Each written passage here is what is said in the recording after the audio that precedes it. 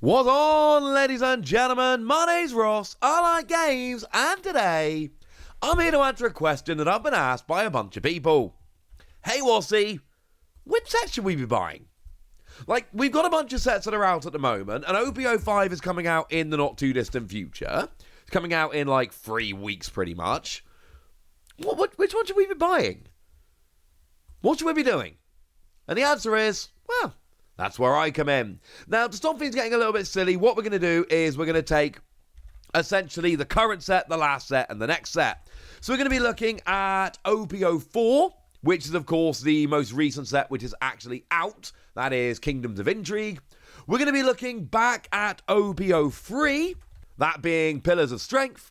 And we're going to be looking forward to OP-05, Awakening of the New Era, looking at those sets side by side and asking the very simple question, which set should we be focusing on, which set should we be buying, which set deserves our money?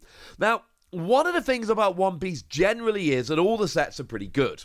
So far, all the sets have given us good new leaders and good new characters, and there's a lot of playable cards coming out of every set so far, and the sets are quite similar in terms of size and design and all of that. So, the differences here are not as big as they are in some card games, where the number of cards, the number of secret rares, etc. can vary quite wildly from one set to the other. But let's start off with OP-03. Let's go in order. OP-03 is not necessarily the one that I would recommend. And that's not because it's not a good set. It's because I think some of the others are better. So, leader-wise, we've got the Ace, which is brilliant. But then, Kuro sees no play.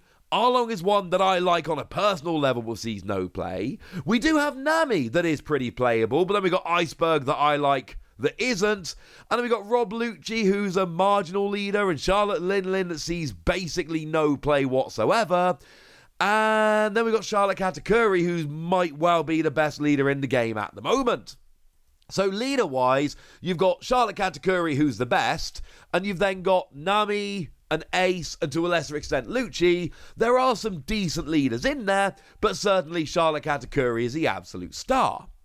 And then, of course, if we look at secret rares, you've got Soja King, which sees a huge amount of play, and then you've got Charlotte Katakuri, including the alternate art, which sees a bunch of play, and actually, in terms of secret rares, this is one of the big ones so far, just in the game, in the entirety of the One Piece TCG so far. This is a pretty big deal. And at the high end of this set, you've got Charlotte Katakuri as your leader, you've got Nami as your leader, and you've got the alternate art Charlotte Katakuri character.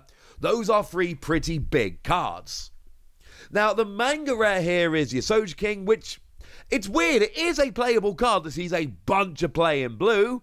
It's more control, but you get a bit of draw in there as well. It's just a really good card for most blue decks, and that's really cool, but it's not the most expensive of the manga rares so far. I think that's fair to say. You've then got these special cards, which are your wanted posters, the biggest of which are Kaido and Luffy, and they're decent, but then after Kaido and Luffy, there is a massive drop-off in the wanted posters in terms specifically of the value, so consider yourself warned. It is a decent set. It has got a lot of good stuff, especially in yellow, and it's got some decent cards up at the higher end. It's nothing crazy, but it is a pretty decent set that is absolutely worth your time, effort, and money. Now, as we go to OP-04, in terms of value, OP-03 wins, hands down.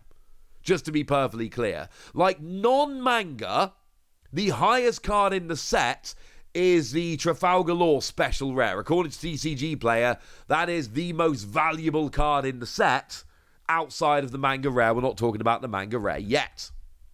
Whereas if we look at Pillar Strength, you've got the Charlotte Katakuri, which is basically double the law. And then you've got Nami and Charlotte Katakuri, which are above the law, the Nami significantly, and then you got the wanted poster Kaido and Luffy that are in line with it. So if you're looking purely from a value point of view, as it stands at the moment, OP-03 is actually outpacing OP-04. Now, maybe that's because Kingdoms of Intrigue is newer, and it's not actually built up so much yet, but in terms of value, that's pretty clear. But it's also got some really good leaders. Obviously, you know, the top two leaders in the set, you've got your Rebecca and your Doflamingo, neither of which are the best deck in the game. Well, to be fair, there is an argument for Doflamingo at times, but they are still both very good, very playable, very good cards. And then actually, to be fair, the Queen leader is also a very, very good leader indeed. Vivi is weird. It's one of the more sought after cards in the set, and it's my favourite leader personally, but in terms of what's actually good and seeing play and success, it's not Vivi. And that's not to say the Vivi isn't cool. I've just told you straight up, I think the Vivi is extremely cool. But yeah, the Isho leader is seeing almost no play and success whatsoever at this stage.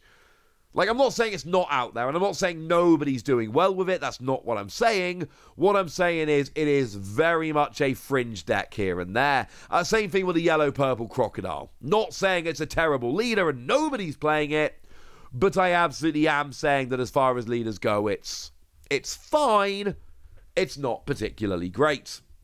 Now, I've already mentioned these special rares here.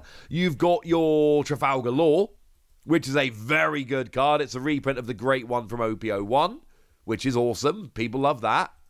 And then, to be fair, some of the other ones are pretty cool as well. The Boa Hancock, that is the blocker that lets you draw, sees a whole bunch of play in blue decks. That is one which is hanging out there, and that's a pretty good card. It's one of the more valuable in the set. You have actually got your Edward Newgate as well, which is honestly just kind of a bit sad at this point, because, of course, it went and got banned, although it's being unbanned when OP-05 comes out, but still, it's there. In terms of your secret rares, you've got your Don Quixote Rocinante and your Nefertari Vivi, neither of which are particularly good or playable. I mean, they're both decent, they've both got potential, but if you look through a lot of deck lists at the moment, they're just not popping up like you would expect. But there are some other very, very cool cards in the set. Things like the Doflamingo character, things like the Sanji character, all of which have alternate arts, incidentally. The Yamato character, I'm showing you the alternate arts because they're cool. Capone Beige is a phenomenal card. Missile Sunday sees a bunch of play. Don't forget about the Luffy, which is great in black decks, or the Kaido, actually. The Kaido is a phenomenal card that lets you bump a couple of cards, and it's very much blue, right? It's what blue does. But still, just because it's very much blue doesn't mean it's not awesome. And actually, Pell is even seeing a bunch of play in like ace decks at the moment. So my point is, this is a set which is chocked full of playable cards. Most, not all, most of the alternate arts are attached to really playable cards that are seeing a bunch of play, bunch of success. The Manga Rare Sabo is another card which is a very playable card, although as it stands at the moment, and we'll have to see how this shakes out in the long term, but as it stands at the moment, the Sabo is actually below the Soj King as it stands, which I do find kind of interesting.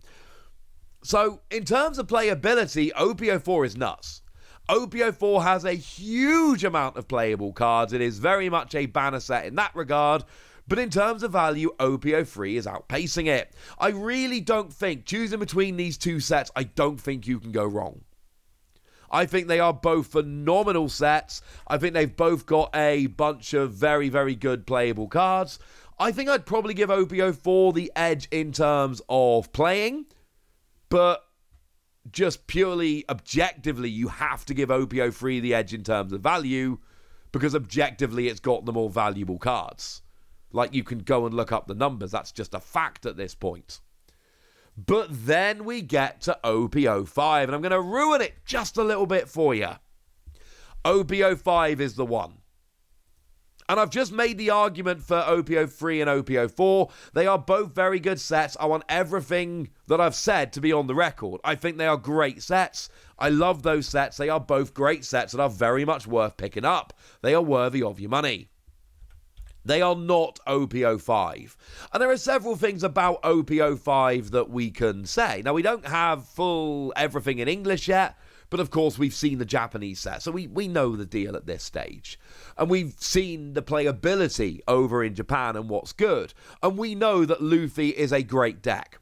We know that Enel is a great deck.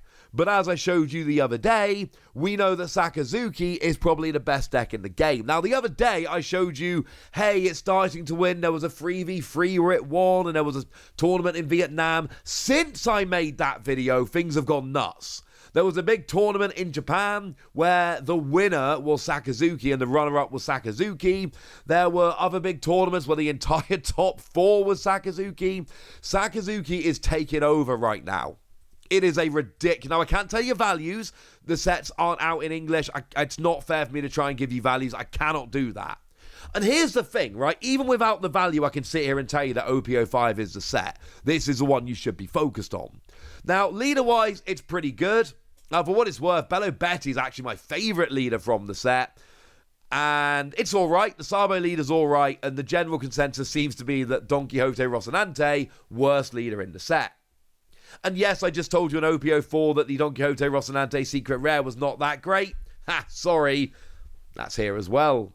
And to be fair, both the Secret Rares and OP-05 are good as well. We've got a very big, powerful Kaido that draws a bunch of cards, popping up in a bunch of Japanese decks. And then we got the Gear 5 Luffy that Don -10. All of your other characters go to the bottom of your deck, but then you get an extra turn. Also activate main once per turn, pay 1 to get an extra Don active. Yes. Brilliant. Really, really good. You essentially just pay a Don and get a Don back, but more importantly, you build your Don up to 10 way more quickly because you got this dude out. It's really good. But then there's other things going on. These special rare cards are brilliant, and they include Nami and Uta and Yamato, all of which are going to be wildly popular. The Nami also got banned, but it is at least being unbanned in time for OP-05's release. And then Yamato seems to be getting way better at the moment as well. But then we've got the free manga rares, including Gear 5 Luffy. Yeah, this is one of the reasons why OP-05 is so darn good. Free manga rares. Free manga rares is absurd. Yeah. Yes, it is, ladies and gentlemen. Yes, it is. We don't know, as I record this, maybe it'll change between now and when you listen to it, but as I record this, we don't know what the deal is with OP-06 and whether there's any manga rares. And as a side note, OP-06 is too far in the future. We don't have full information. It's not fair to look at that set yet, but in a couple of months' time, maybe we'll do a comparison between OP-04, OP-05, and OP-06. Maybe we'll do that. Maybe that'll be fun. For now, I do think, because of the free manga rares and everything else, OP-05 is the set. Oh yeah, and you've got the Oda-drawn Luffy, which is absurdly cool. It's literally a brand new illustration done by Oda. And I know a bunch of One Piece cards use artwork from the manga, but this is the first time we've actually had a proper new illustration done by Oda to go in, which is awesome. Oh, and there's a signed version of it as well. Now, as a fun little side note, over in Japan, although this initially was outpacing Manga Luffy, it's now flipped around, and Manga Luffy is the more valuable. But both Manga Luffy and signed Luffy could well end up being the two most expensive cards that can be found in booster packs. It is that ridiculous. So make no mistake about this at all. This is going to be a very, very big deal. I love this. I think this is brilliant. OP-05, I do believe, is a choice. And if we keep this series going, and over on my other channel, PTCG Radio, we do this for a bunch of Pokemon sets. We do this every so often comparing Pokemon sets. And it's not always easy. Sometimes it is. Sometimes it isn't. This one is easy. I really don't think it's one or the other. I do think it's OP-05. And I do feel very strongly about that. Right, that's what you need to know, ladies and gentlemen. And now it's over to you guys. Tell me what you think about these sets. Tell me which one you'd pick, or whether you agree with me in terms of OP-05. Go nuts in the comment section, but be nice! And then make sure you like this video, subscribe to this channel, follow me on Twitter at Lawasi. That's where we talk about One Piece and a whole bunch of other card games. And please do consider checking out patreon.com/PTCG Radio, where you can support the channel, get some bonus podcasts and all kinds of fun things. But by far the most important thing, as always, look after yourselves till next time, would ya? Thank you very much for watching. My name's Ross, and you've been watching Wossy Plays.